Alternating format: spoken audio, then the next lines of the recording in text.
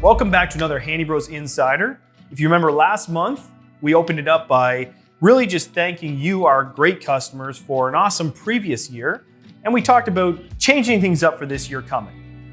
To start this year off, we decided that it's probably a great idea to reintroduce ourselves to you because we've been, going through a series for the past year and a half now. And, it's good to touch base with the foundations every once in a while. So we're gonna be diving in over the next few months into who we are, really the owners, Nick and Mitch, and giving you a behind the scenes all access pass into our lives. When you're in it all the time, I find anyway, it's not really hard to remember where you came from. It's actually just two brothers, the same as it's always really been. We were born right here in Chatham-Kent. It's a real story. We're real people working in here every single day, working extremely hard to make sure that we carry out the mission, home comfort done differently. So I think it's super important that you get to know who we are. You see our faces because ultimately we aren't some private equity people somewhere else in North America. We're right here every single day, grinding away to make sure that you have an awesome experience with us. We are super passionate about it. We live and breathe it. Our lives are tied directly into this place, into everything we do. Nick and I were just two of 6 kids, born to 2 regular middle-class parents. There was nothing really special about us. My dad was an accountant, and my mom was a stay-at-home babysitter. She ran an in-home daycare, right? So the entire time I was growing up, she was always around, was always there when I came home from school, always available, which I think, to me, probably invaluable. One time when I had the daycare kids coming in the door, he was probably only about 2.5 or 3, and I heard something pouring, and I thought, oh my goodness, what is it? I looked around the corner, and there he was pouring milk on the table, but it wasn't going in anything, just pouring. It was just one of those kids.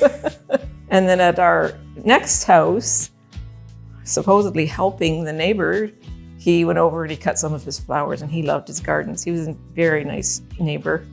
And his wife, I just visited her not very long ago. Her husband passed away, and she was saying, oh, we loved those kids. And I said, even Mitch, when he cut the flowers? And she said, oh yeah, we loved them. So he got into trouble, but he was kind of cute, and it was hard to get mad. I mean, he was by no means bad. He was always, looking to be the fun guy, and he was. Anytime we had a birthday party or anything, he was the one making it fun. We just knew Dad as a hardworking guy, and he was an accountant. Not the accountant you would think of. He sure worked on computers and pushed pencils all day, but he was the type of guy who knew how to work with his hands too, right? And he taught us everything we know when it comes to building and making something with your hands. But no, Mitch was the guy who was cared about people, worked hard. He was always there for people, did all these extracurricular things for them. Me and Mitch always got along. He hung out with all my friends in school too. So he was always 2 years older than he should have been. So as far as the kids go, there were 2 sisters, Vanessa and Rachel. Vanessa is the oldest sibling of us all, and right behind her comes Nick, which is my older brother and the other owner here at Handy Bros. Vanessa, Nick, then it's me, and we're all very close in age. Behind me, there's Rachel, the second sister, and then there's Sheldon, and then Wesley. Today, us 4 brothers all work together. Nick and I own the company together, and my dad also works with us here. I mean, Mitch he's a gentle giant, He's always had the persona of when you look at him, you think you're kind of intimidated, but actually behind the scenes, he's a big softie. Mitch was the class clown kind of guy, probably. I don't know about in class, but with the family, if that makes sense. Me and Wes and Mitch always used to play outside enacting Lord of the Rings. He was always Aragorn though. We never got to be the good guy, the good one. I was Legolas and Wes was obviously Gimli. When I was a kid, you'd never probably guess it, but I actually had this idea that I wanted to be a doctor, actually a brain surgeon, which is kind of hilarious. I'd read this book on Ben Carson, and he was a brain surgeon, and my grandma had Alzheimer's. I was very involved in helping her every single day. I think in the back of my mind, I thought that I wanted to cure Alzheimer's or something. But when I got to high school, I realized that I wanted to be less in the books, studying all the time to try to be this academic brain surgeon. And I wanted to be more hands-on. So immediately after high school, I was 17, the day I graduated, I moved to PEI to go see what was out there in the world. And I went to work for my uncle at his auto body shop, and that's kind of where I started my career in restoration. It's probably out there for 4 years, and I can still remember that. That's what drove me home, is the fact that I was tired of living an empty, meaningless life there. It was time to come home and do something.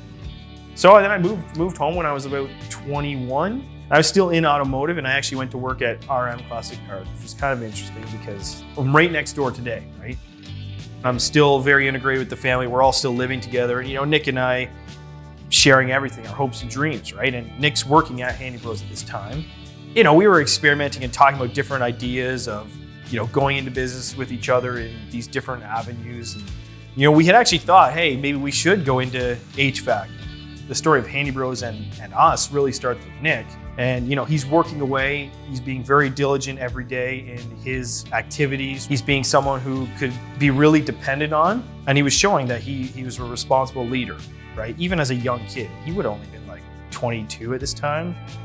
Harold, at that time was 58-ish. He'd gotten offers from other large corporations, but he didn't want Handy Bros to be absorbed by one of these companies and really just shut down or completely changed to where the morals and values didn't exist anymore.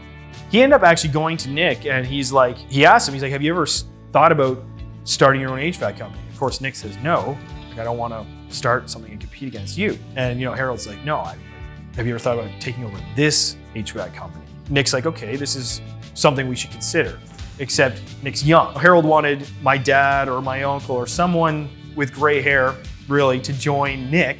It wasn't going to work with my dad, and it wasn't going to work with my uncle. And, some time passed in between. We're like, well, maybe we got to take Mitch.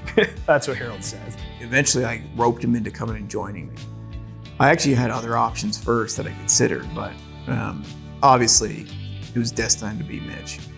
I have no degrees, no background, no experience. Of course, we're like, should we even be doing this? And I remember when it was like being announced to everyone, I have that gut-wrenching feeling inside, like, how are they gonna, I'm scared, right? Ultimately, like, you just have to have the courage to press forward. And it's like, no matter what happens, we're just gonna keep going. But the team was definitely very receptive and got behind us, so that was good. Mitch started working here, chubby little baby face Mitch, doing his commercial work with Randy at the time. And remember he had it was like a pink looking truck. It was his pride and joy at the time, but yeah, he says it was red. It was pink. That was 8 years ago. Back then, I think we had 35-ish, 40 employees maybe. Today there's, we're pushing 150, and it seems to be growing faster than I can keep track of. A lot has changed, that's for sure. He's a great father, loves his kids, he works super hard. He understands how important a business is and that, it feeds your family, you gotta take care of it. And so now there's 4 of us today, me and Jess, Leo, and Georgie. Now, really, I just get to bring my family into it, and they get to be a part of this giant whirlwind, right? I realize that there's nothing really special about me. I'm a conduit, and God's working through me in this company. And someday, it's going to be for something great. What that looks like, I don't know. Sometimes God takes the least qualified to do the most amazing things, and that's what I'm aiming for.